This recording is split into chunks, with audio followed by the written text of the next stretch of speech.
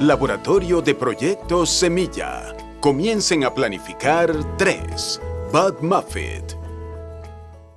Una vez escrito el plan, lo que necesitamos hacer es verificarlo con las áreas de impacto, áreas de sabiduría, física, social y espiritual, y necesitan cerciorarse de que todas están incluidas, y luego necesitan evaluar el plan teniendo en cuenta los criterios definidos en las 10 características de un proyecto semilla. Ustedes observarán, según anotado en el documento que ustedes deben tener impreso, donde se encuentra la diapositiva revisando el plan, verán que los miembros de este grupo se preguntaron en qué parte de nuestro plan estamos demostrando las intenciones de Dios para el área de sabiduría. Obviamente, eso lo encontramos en el paso 10, lo cual comprende el contenido mismo del seminario. Luego se preguntaron dónde encontramos el área física y ellos razonaron diciendo, bueno, no lo tenemos concretamente aquí, pero es un posible subproducto que se ha producido si los esposos practicaron de corazón lo aprendido y si demostraron su amor por sus esposas. Número 3. ¿Y dónde está lo espiritual? Bueno, otra vez en el punto 10, en los principios enseñados en el seminario. Y luego lo social. A ellos les pareció que las intenciones de Dios para el área social se encuentran en los pasos 6, 9 y 10 en la interacción efectuada entre la iglesia y la comunidad.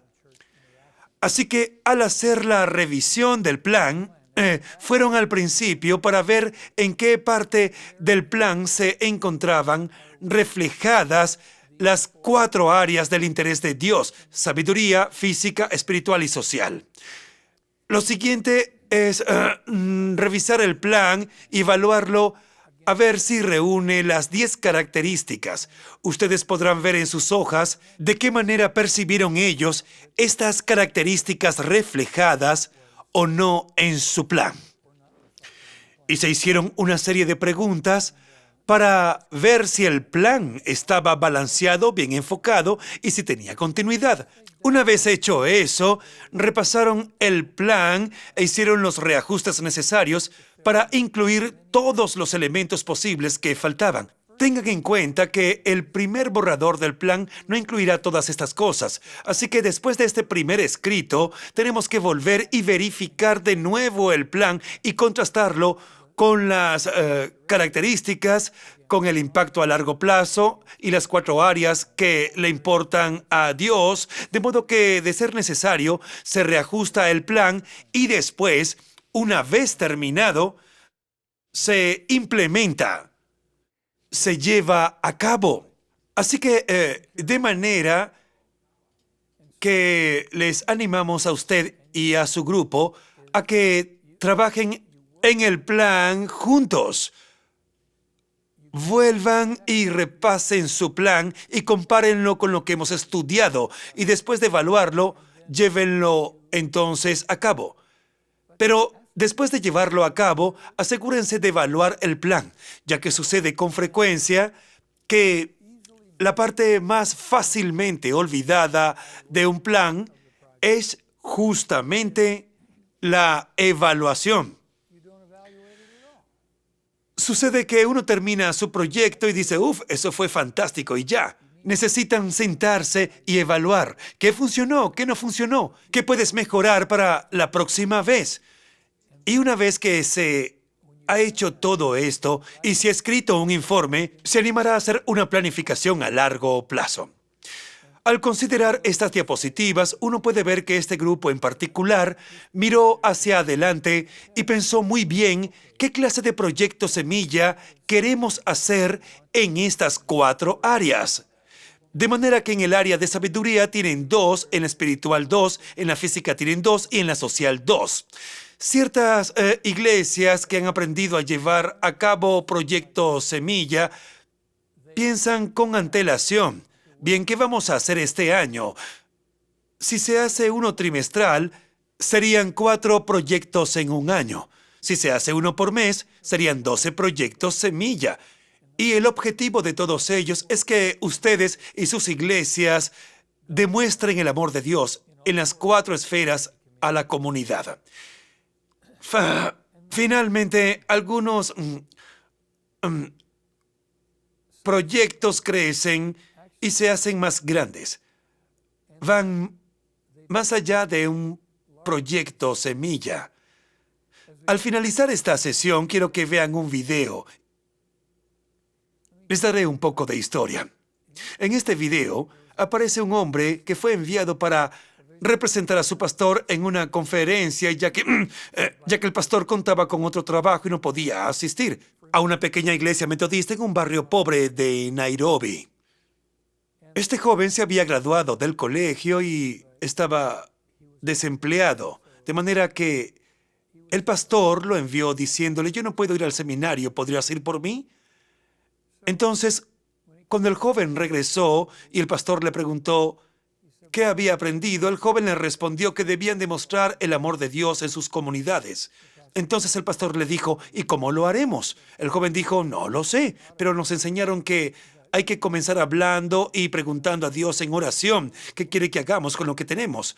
Y el pastor dijo: ¿y qué es lo que tenemos? No tenemos nada. Nos reunimos en un lugar pequeño y se llenó con 13 personas que son los miembros bautizados de la iglesia y algunos otros más, y prosiguió diciendo: bien, que yo sepa, soy el único de los miembros que tiene un trabajo. A lo que este joven Mishak respondió: pastor, no sé lo que tenemos que hacer, pero nos dijeron que teníamos que empezar orando. Así que lo hicieron, comenzaron a orar y mientras oraban, escucharon a algunos niños jugando en los alrededores. Niños que deberían estar asistiendo a la escuela, pero lamentablemente no contaban con una escuela en esa comunidad. Por lo tanto, decidieron que lo que podían hacer como proyecto semilla era ofrecerse a enseñar a los niños a leer y se propusieron a contactar a los padres de los niños del barrio y preguntarles si estarían interesados en enviar a sus hijos a su pequeño edificio, donde se ubica la iglesia, e informarles que los estudiantes graduados de preparatoria de la iglesia se estaban ofreciendo para enseñar a los niños a leer. Eso fue el proyecto Semilla, descubrir si había algún interés. Lo hicieron y ese fue su proyecto Semilla. Pero las consecuencias del proyecto fue que en los años siguientes, la escuela terminó con más de 400 niños y con un personal de 20 empleados asalariados. Se abrieron otras escuelas. De hecho, como resultado de la demostración de amor de Dios, nacieron 4 nuevas iglesias, cuyos miembros eran los padres de los niños, a los que se les había ofrecido educación. Actualmente ya abrieron una escuela secundaria. Un día, varios años más tarde, le pregunté al joven que había asistido al seminario: ¿te gustaría venir a una conferencia y compartir tus experiencias en un seminario que voy a dar? Y vino. Y en el camino me dijo: Bob, ¿puedo preguntarte algo? Por supuesto, le dije. ¿De qué se trata? Usted nos ha enseñado a plantar una semilla. Ahora necesito saber cómo se cuida a un bosque. Le dije: Mishak, no tengo ni la menor idea, pero hay personas que lo saben en tu comunidad, aquellos que tienen escuelas. Visítalos, plantéales tus preguntas. Bueno, estos proyectos continúan como varias escuelas, las guarderías, las escuelas primarias, las secundarias, pero ninguno de ellos es un proyecto semilla, son demasiado grandes. Vemos cómo esos proyectos semillas se transformaron en un bosque. Y a veces va a suceder esto. Tú no sabes lo que pueda suceder. Uno debe hacer lo que Dios le ha llamado a hacer. Lo que Mishak sintió que Dios le había llamado a hacer era ver si los padres de estos niños estaban interesados en que estos chicos de preparatoria sin empleo y sin un título para maestros enseñaran a sus niños a poder leer y escribir. Este fue el proyecto Semilla. estuvieron interesados y abrieron escuelas con unos 13 niños apenas. Me gustaría que vean este video y mientras lo hacen, pídanle a Dios que les muestre lo que quiere que ustedes hagan.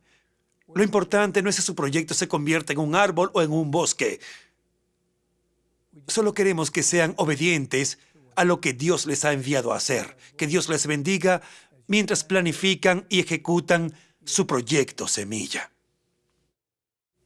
Una escuela en las barriadas.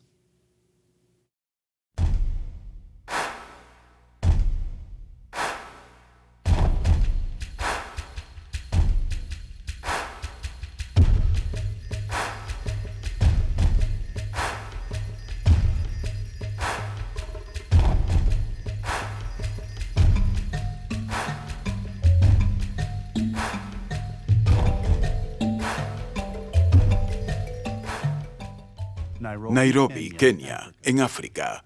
Es un eje comercial, cultural y recreacional de África Oriental. Es el hogar de casi 2,5 millones de personas. Hay diversidad de razas, desequilibrio económico. El 33% de los habitantes de la ciudad viven y trabajan en la ciudad.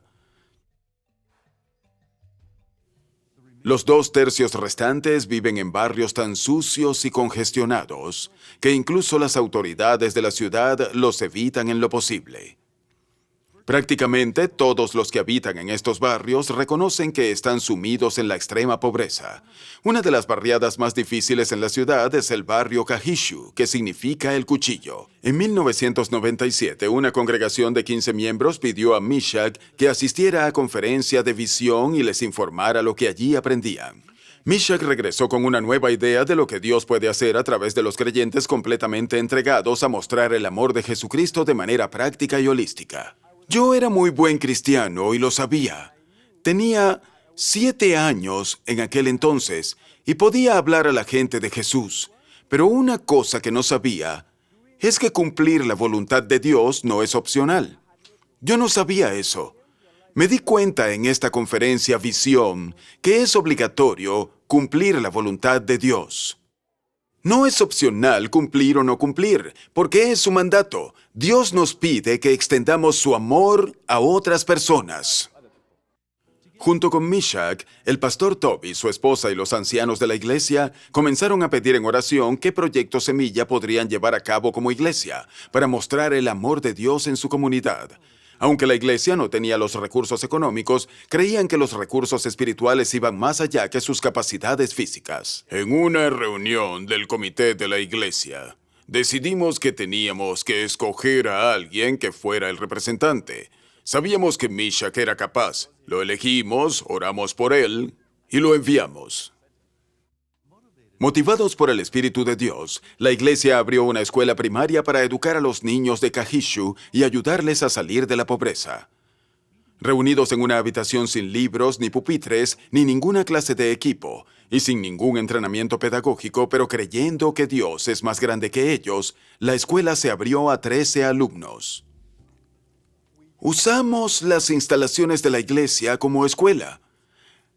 A decir verdad, solo teníamos una habitación, y en esa habitación colocamos a todos los niños. A medida que el número de niños crecía, los dividimos en grupos por edades y por lo que ya habían aprendido, de manera que el que estaba en la clase 2 lo colocamos en un grupo, el que estaba en la clase 3 en otro grupo. Llegamos a tener 40 niños, por lo que tuvimos que dividir los maestros que enseñaban, uno mirando hacia el oeste, el otro hacia el este, el otro mirando hacia el norte y el otro hacia el sur. Esto ayudó a los niños. Lo hicimos así por un tiempo considerable. No pasó mucho tiempo para que la noble actividad de esta pequeña iglesia atrajera la atención de otros cristianos en Nairobi y aún en el extranjero. Otros comenzaron a brindar ayuda económica. Al final del primer año, la escuela ya recibía a 200 niños y contaban con 10 voluntarios. Hoy día cuenta con 445 alumnos, 16 maestros y otras personas no docentes, más de 200 nuevos creyentes bautizados y 4 iglesias plantadas en comunidades cercanas. Además, existen varios negocios gracias a la inversión que hizo la iglesia en la escuela. y Kahishu ha pasado a ser un lugar deseable para vivir y trabajar. El espíritu del vecindario ahora es muy positivo, tanto que la comunidad tiene ahora un nuevo nombre, Ryuta, que significa extirpar algo peligroso. Empezamos esta escuela con 13 niños. Al día de hoy, la escuela ha crecido hasta alcanzar 445 estudiantes. De esta escuela han surgido otras, y la iglesia está usando las escuelas para ministrar a otras personas por todo el país. Se han fundado 4 escuelas que están siendo atendidas por la iglesia. Pero gracias a la labor desarrollada por la escuela, la iglesia también ha crecido. Pasó de ser solo una célula a ser una iglesia local, y luego una denominación. Actualmente tenemos 4 iglesias locales y la denominación cuenta con más de 200 miembros activos que se pueden llamar metodistas libres.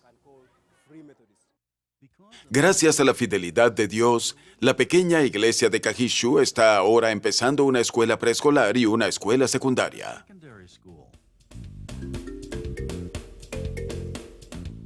Al principio oramos, porque estamos convencidos de que a menos que no lo hagamos, sin oración nada bueno puede suceder.